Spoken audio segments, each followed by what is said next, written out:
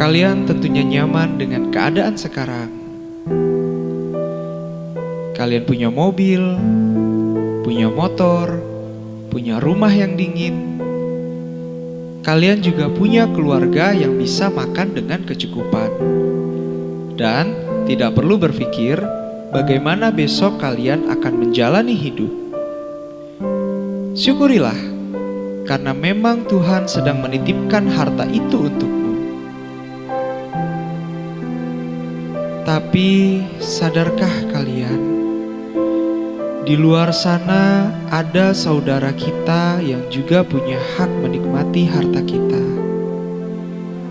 yang mereka saat ini bingung bagaimana bisa bertahan dari tetesan genting air hujan yang bocor, yang mereka berusaha menyelimuti anak-anaknya dari dinginnya malam, yang bimbang bagaimana besok anak-anak mereka bisa makan dan tidak kelaparan.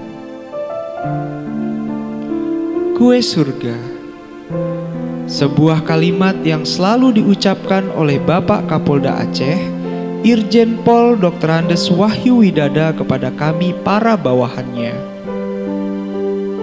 Surga ibarat kue yang bisa kita nikmati bersama-sama. Surga itu luas. Mengapa kita tidak mengajak orang lain beramai-ramai menuju ke sana?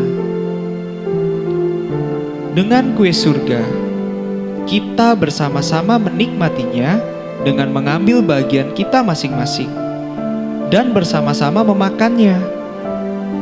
Namun, jangan sampai dikotori. Maksud Pak Wahyu adalah, mari kita ambil peran kita masing-masing dan lakukan apa yang bisa kalian lakukan. Ajak orang beramai-ramai, bergotong royong untuk membantu saudara kita yang kesulitan.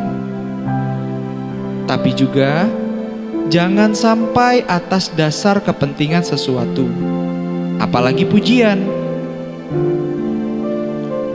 Kue surga semoga menginspirasi kita semua. Terima kasih Bapak Kapolda Aceh dan semua pihak yang turun tangan untuk memperhatikan warga kami dan mengeluarkan mereka dari garis kemiskinan.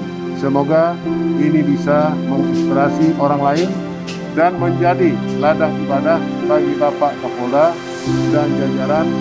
Sekali lagi, terima kasih.